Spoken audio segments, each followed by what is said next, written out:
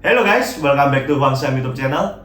Hari ini kita akan bahas salah satu emiten yang cukup menggemparkan dunia perekonomian Indonesia dan udah siap IPO. Salah satu emiten tersebut adalah Gotoh. Nah, teman-teman sekarang udah bisa lihat Gotoh itu dalam proses book building dari tanggal 15 Maret sampai 21 Maret. Buat kalian yang tertarik, kalian bisa langsung masuk website eIPO. Apalagi buat kalian yang udah tunggu-tungguin Gotoh sejak tahun lalu. Nah, dari website eIPO ini sendiri, kita bisa melihat ada beberapa poin dari Gotoh. Yang pertama adalah kalian bisa melihat proses book buildingnya itu kapan, kemudian harga penawaran Gotoh itu berapa banyak, dan berapa banyak saham yang akan dilepas oleh Gotoh. Gotoh akan melepas 52 miliar sahamnya, dan kalau kita hitungkan secara persentase, sebenarnya itu hanya 4,3% dari kepemilikan saham Gotoh. Nah, berhubung kita lagi bicara Gotoh dan kenapa bisa menggemparkan banget di dunia perekonomian ataupun di pasar saham kita, karena Gotoh adalah salah satu emiten hasil merger dari dua unicorn Indonesia, yaitu Gojek dan Tokopedia. Dan saya tahu pasti banyak teman-teman di luar sana yang udah mulai banding-bandingin antara Gotoh dan Bukalapak, ya. Tapi dalam video ini kita hanya akan fokus dalam pembahasan Gotoh dan tidak akan membandingkan dengan Bukalapak. Oke, kita langsung masuk di poin yang pertama adalah poin Gotoh ekosistem. Gotoh ini sendiri merupakan salah satu emiten yang udah punya satu ekosistem yang cukup kuat. Mungkin teman-teman user para Gojek, user para GoPay, ataupun user dari Arto. Kalian mungkin udah merasakan yang namanya Gotoh ekosistem. Dan tentu saja, Gotoh ekosistem ini gak cuma ada beberapa emiten, tapi kita udah merangkumkan Gotoh ekosistem ada 11 emiten. Emiten yang pertama yaitu Bird. Bird adalah salah satu emiten pertama yang bisa dikatakan Gotoh masuki, yang kemudian diikutin oleh MBPA dan MLPL. Kemudian Gotoh juga masih diikutin oleh Bevin hingga Arto. Nah, selain itu, teman-teman juga harus ketahui, di balik dari Gotoh, kita tahu ada dua investor yang cukup besar, yaitu Telkomsel dan Astra. Dan di satu sisi, kita baru ngomongin yang Gojek doang nih, ya kan? Nah, di satu sisi, Tokopedia juga memiliki beberapa ekosistemnya.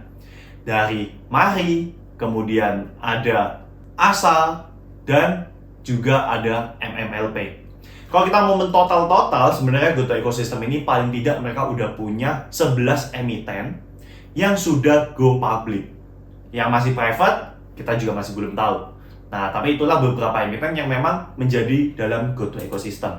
Berarti pertanyaannya adalah, Gotoh ekosistem ini dan beberapa emiten tersebut akan terdongkrak dengan adanya Gotoh IPO kok. Overall, kita bisa bilang di satu sisi pastinya ada sentimen positif, tapi di satu sisi tetap ada yang namanya sentimen negatif.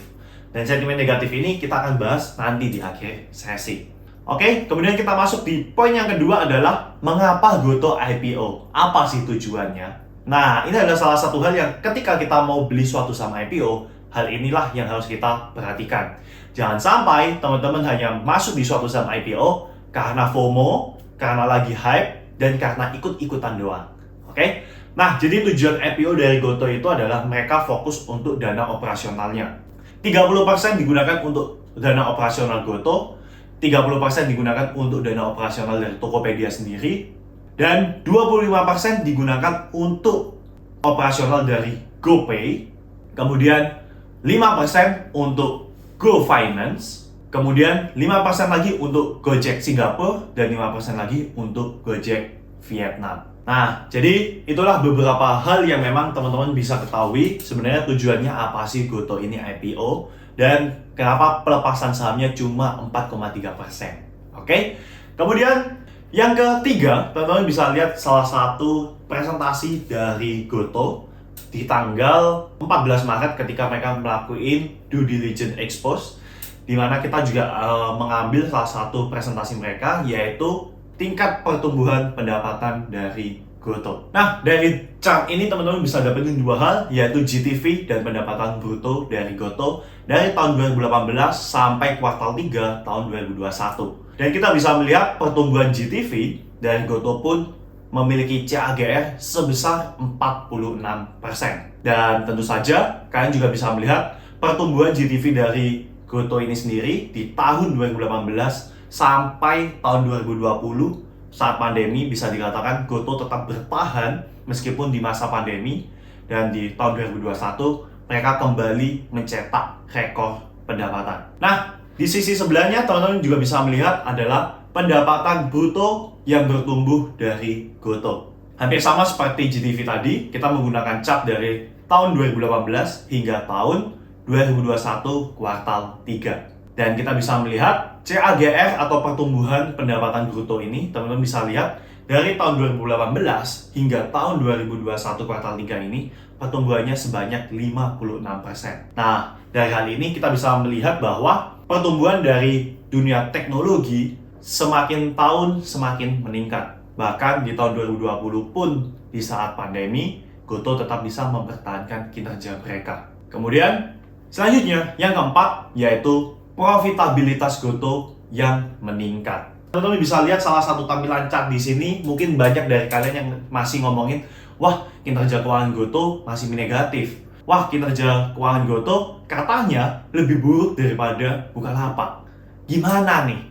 Nah, jadi kalau kita mau melihat secara profitabilitas dari Gotoh, yes, memang Gotoh masih mengalami kerugian. Tapi kalian bisa lihat proses Gotoh dari tahun 2018 hingga 2020 dan 2021 untuk menanggulangi yang namanya kerugian mereka. Dan tentu saja, kerugian yang semakin mengecil juga merupakan suatu proses.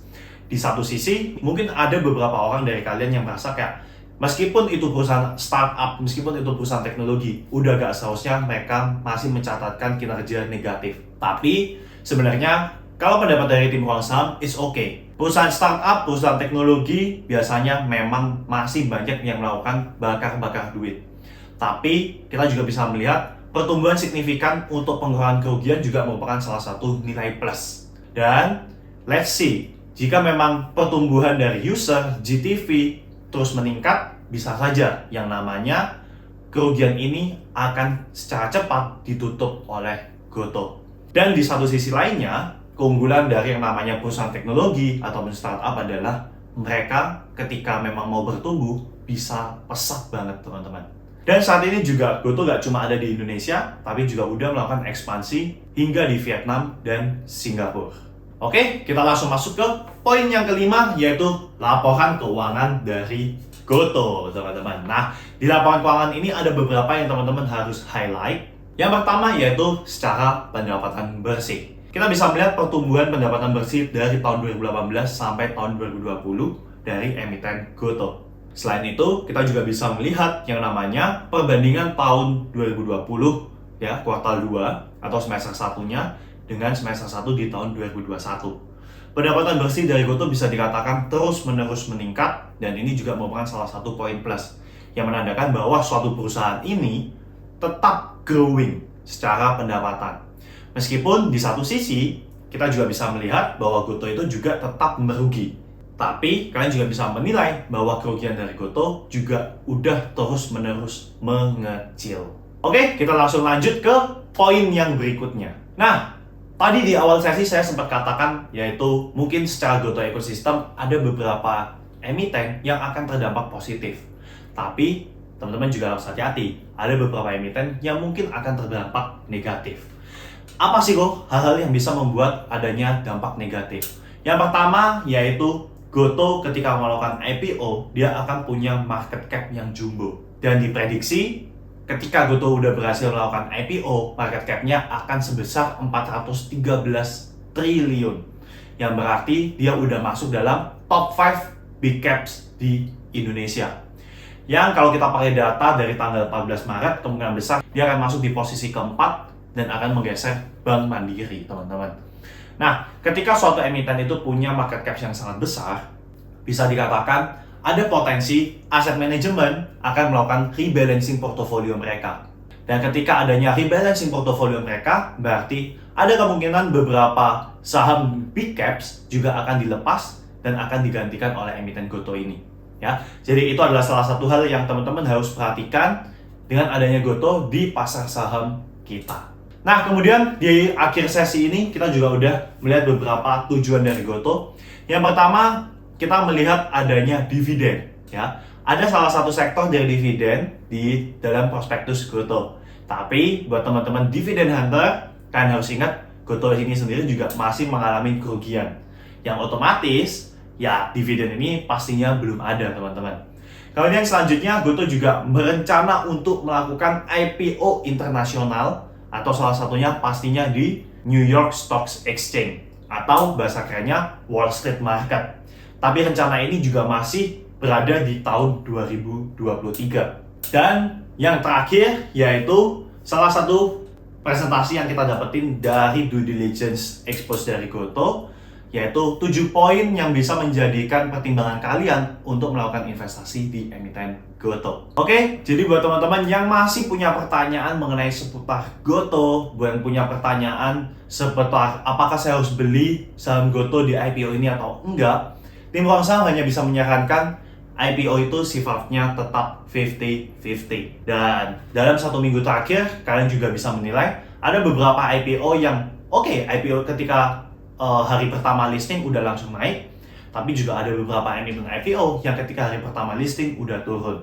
Oleh karena itu, tim Ruang Saham selalu mengatakan buat kalian yang memang mau ikut dalam suatu emiten IPO, pastikan kalian udah kenali profil resiko kalian udah kenali resiko terburuk ketika mengikuti proses IPO, dan yang terakhir adalah always do your own research.